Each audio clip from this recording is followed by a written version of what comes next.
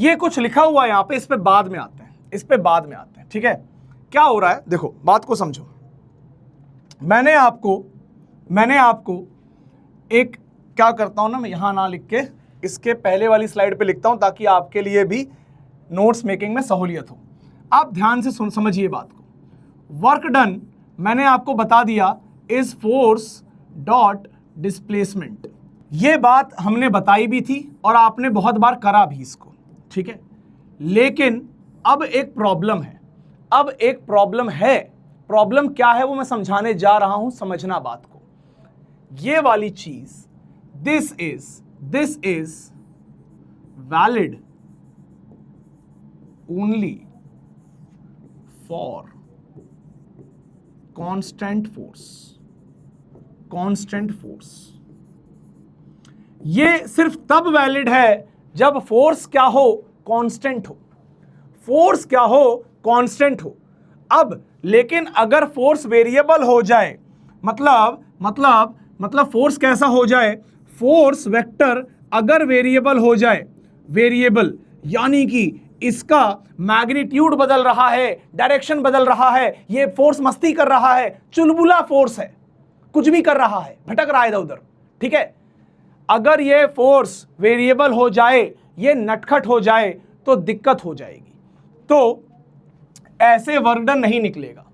फिर हमारे पास एक छोटा तरीका है, दूसरा तरीका है। क्या करेंगे हम ये मानेंगे कि यार देखो, बहुत ध्यान से इस बात को मैं तुम्हें समझा रहा हूं, थोड़ा सा आप अपने दिमाग को ओपन करके इसको समझने की कोशिश करो, ठीक है ना भाई, प्लीज थोड़ा सा देखो। हमने मान लिया, पहले क्या दिक्कत, पहले क्या हो रहा था पता है, देखो पहले वाली चीज को इमेजिन करो। लेट्स से आप स्पेस में इस पॉइंट से इस पॉइंट तक गए, ए से बी तक गए, ठीक है। और आप क्या कर रहे थे, आप जिस पार्टिकल को लेके टहल रहे थे उस पे आपने एक कांस्टेंट फोर्स लगा रखा था, जो कि आपके साथ पूरे रास्ते भर हर बार पार्टिकल पे वैसा ही फोर्स लगा रहा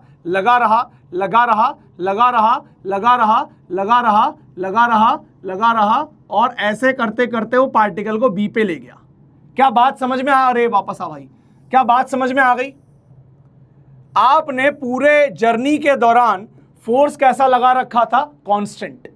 अगर आपने कांस्टेंट फोर्स लगा रखा है तो हम क्या करते हैं, हम ये डिस्प्लेसमेंट का वेक्टर बनाते हैं कि देख बेटा ये रहा तेरा displacement and work done is equal to F vector dot S vector, ठीक है। कांस्टेंट फोर्स है। क्लियर। लेकिन अब एक चुलबुला फोर्स है, वो क्या करता है, बहुत शैतानी करता है। वो ए से बी जाते समय बहुत मस्ती करता है। वो कभी इधर लग जाता है, ठीक है, आगे चलते चलते फिर वो डायरेक्शन बदल लेता है, फिर आगे चलते चलते लेट्स से वो मैग्नीट्यूड छोटा हो जाता है, फिर आगे चलते चलते वो डायरेक्शन फिर बदल देता है। ऐसा करके मस्ती कर रहा है फोर्स मस्ती कर रहा है। क्या करें इस फोर्स का इलाज कर देते हैं। इलाज कैसे करेंगे? इस पूरे जर्नी का वर्क डन निकालने से बेहतर है, कि इस पूरे जर्नी का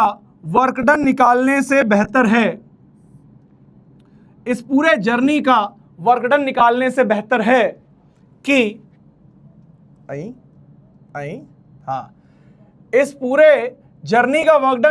से बेहतर है कि हम उस जर्नी को इन्फिनिटली स्मॉल जोन में ले जाके चेक करें, जब फोर्स हमें एक छोटे रीजन में स्ट्रेट लाइन में दिखाई दे, और हम क्या करें, इस छोटे से रीजन के छोटे से डिस्प्लेसमेंट को क्या बोल दें, डी एस वेक्टर बोल दें। बहुत छोटू सा डिस्प्लेसमेंट, ठीक है। इस बहुत छोटू के डिस्प्लेसमेंट को अगर आप वेक्टर में लिखने जाओगे तो ये बहुत छोटा सा डिस्प्लेसमेंट कैसे आया होगा, आपने कुछ डिस्प्लेसमेंट x में किया होगा dx, कुछ डिस्प्लेसमेंट आपने y में किया होगा, let's call it as dy, और यहां पे 2D डायग्राम है तो dz नहीं दिख रहा है, वरना dz भी हो जाएगा, ठीक है ना।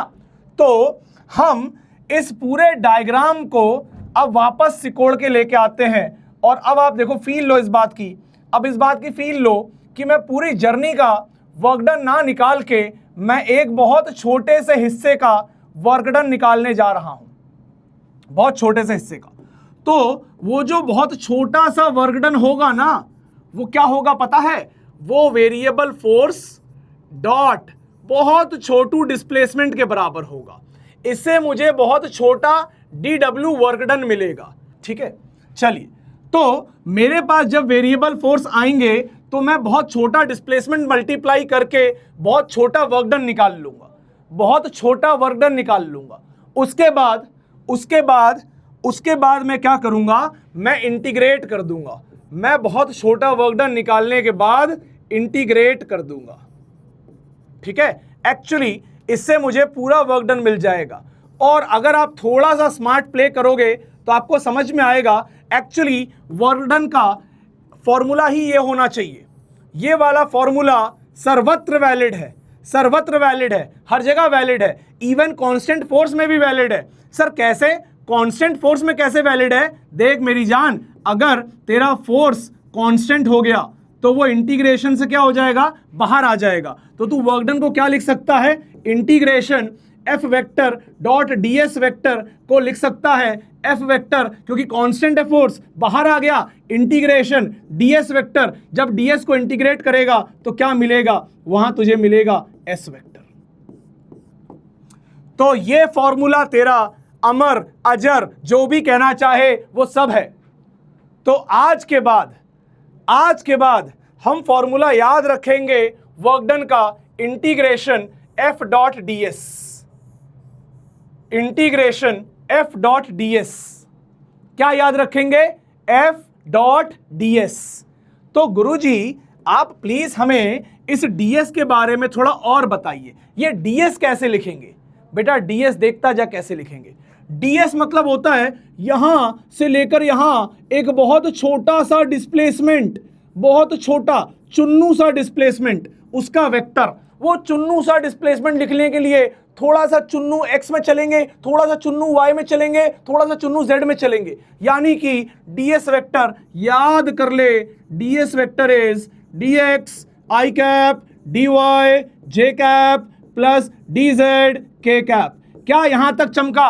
अगर ये बात क्लियर है तो अब एक सिंपल सा क्वेश्चन है कि भाई एक कोई फोर्स था जो एक पार्टिकल को 2, से उठा के 0, पे ला रहा था और इस वाले पाथ पे ला रहा था, इस वाले पाथ पे ला रहा था। किस पाथ पे ला रहा था? y = x² वाले पाथ पे लेके आ रहा था। ये कह रहे हैं वर्क डन बता दो, तो तुम्हें हमें याद करना है, तुम्हें फोर्स को देख के घबराना नहीं है, तुम्हें हमें याद करना है। और याद करना है work done = integration of F dot ds। चलो अगले पेज पे लिखेंगे। So work done = integral, F की वैल्यू बोलो, एफ की वैल्यू बोलो, x y plus z i cap, x y plus z i cap, बहुत बढ़िया, y² j cap plus y² j cap plus z k cap, z k cap. ये भाई साहब तुम्हारा क्या हो गया, पूरा फोर्स हो गया। और डॉट किससे करना है? ds से, यानी कि dx i cap plus dy j cap plus dz k cap से डॉट करना है। अब देखता जा, डॉट कैसे होता है कभी भी, i वाला i के साथ, यानी कि x y plus z into d x. Clear? अच्छा जी, प्लस y वाला y के साथ y² dy plus z dz। अब तुम्हें बताया था इंटीग्रेशन में प्लस हो तो आप इंडिविजुअल इंटीग्रेशन कर सकते हो, यानी कि इसको तोड़ के, इस पूरे को तोड़ के मैं लिख सकता हूं इंटीग्रेशन इसका प्लस इंटीग्रेशन इसका प्लस इंटीग्रेशन इसका। क्या बात क्लियर है? क्या ये बात क्लियर है? Is that clear? This is the work done, this is the work done. अब मजे की बात, भाई तेरे को इंटीग्रेशन तो आता ही है, लेकिन अभी तू रुक जा, अभी थोड़ा ठहर जा। देख देख dz, क्या तुझे इस पूरे xy प्लेन में, ये xy प्लेन है, ये पूरे xy प्लेन में पार्टिकल कभी भी z में जाता हुआ दिखाई दिया? कभी तुझे z में डिस्प्लेस करता दिखाई दिया? अगर z में डिस्प्लेस नहीं कर रहा है तो dz की वैल्यू कितनी होगी? 0। There is no change in z। मतलब यहां पे अगर मैं तीनों कोऑर्डिनेट लिखूं तो 2, 4, 0 होगा, और यहां पे तीनों कोऑर्डिनेट लिखूं तो 0, 0, 0 होगा। और इस पूरी जर्नी के दौरान किसी भी पॉइंट पे x, y, z हमेशा 0 आएगा। तो यानी कि z कभी बदल ही नहीं रहा। z is not changing. When z is not changing, my dz is going to be 0. क्या y बदल रहा है? जी बदल रहा है। क्या x बदल रहा है? जी बदल रहा है। बट क्या z बदल रहा है? नहीं। और z की वैल्यू कितनी है? तो z की वैल्यू हमेशा 0 है, सो दिस विल बी 0। क्लियर? चलिए अगली स्टेप कंप्लीट करते हैं। इंटीग्रेशन x y, ये 0 हो गया तो this will B dx plus integration y square dy plus ये 0 हो गया, खत्म हो गया। अच्छा, क्या आप y को, क्योंकि y वेरिएबल है, क्या आप x के साथ इंटीग्रेट कर सकते हो? क्या y को x के साथ इंटीग्रेट कर दोगे क्या? उसके लिए y should be function of x। तो हाँ, हमें तो दिया हुआ है y is equal to x square, पूरा दिया हुआ है, तो हमने कहा चलो भाई दिया हुआ है तो डाल दो इसके अंदर। सो y को एक्स स्क्वायर डालेंगे, will put y is equal to x square, so this will be integral x cube dx plus integral y square dy and that will be the work done. अभी value निकाल रहा हूं, wait. तो work done क्या आ गया? Integral x cube dx आ गया plus integral y square dy आ गया। और अब ये तुम्हारे लिए आसान दिखने लग गया, लेकिन अभी पूरा नहीं हुआ है। एक प्रॉब्लम है, सुन ले ध्यान से। मुझे क्लियरली अपने इंटीग्रेशन को बताना पड़ेगा कि भाई मैं x इक्वल टू 2 से x इक्वल टू 0 आ रहा हूं और y इज इक्वल टू 4 से y इज इक्वल टू 0 आ रहा हूं। तो लिमिट्स डाल, x कहां से कहां चेंज हो रहा है? 2 से 0।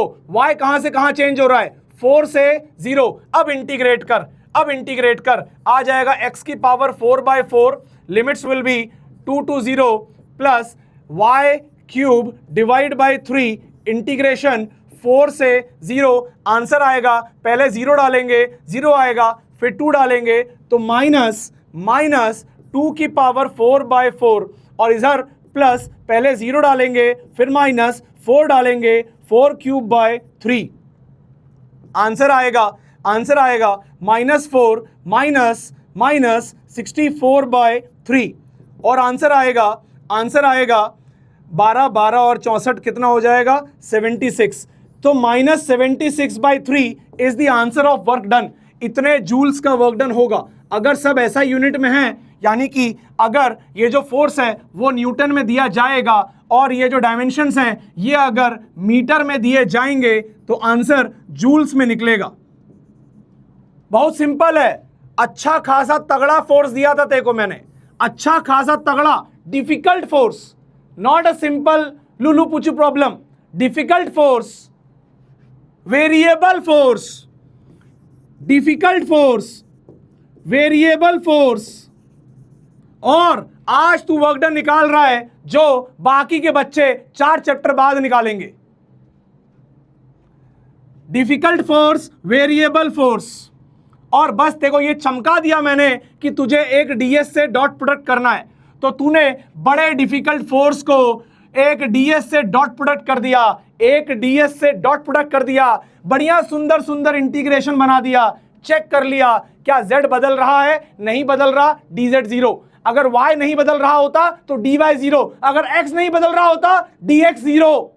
उसके बाद तूने बढ़िया सिस्टम सेट किया। y x के साथ इंटीग्रेट नहीं होगा तो y की वैल्यू क्वेश्चन में पकड़ी और y की वैल्यू को क्वेश्चन में डाला, और डालने के बाद इंटीग्रेट किया। लिमिट्स का बहुत ध्यान रखा, लिमिट्स x 2 से 0 जा रहा है। अगर मैं इस यहां पे ये सुंदर वाला जो एरो दिख रहा है दोस्तों, अगर मैं इस एरो को अगर मैं इस एरो को बदल देता, अगर मैं इस एरो को ऐसा बना देता, तो तू कहां से कहां इंटीग्रेट करता? 0 से 2, 0 से 4, सॉरी 0 से 2, 0 से 4, और तेरा आंसर पता है, ये अगर लिमिट्स बदल जाए, उल्टी हो जाए, तो आंसर तेरा +76/3 आता। लेकिन जैसा मैंने डायग्राम दिया, तूने वैसा काम किया, तूने 2,4 से 0,0 पहुंचाया, 2,4 से 0,0 पहुंचाया, इसीलिए लिमिट 2 से 0, 4 से 0 आएगी और आंसर आएगा -76/3।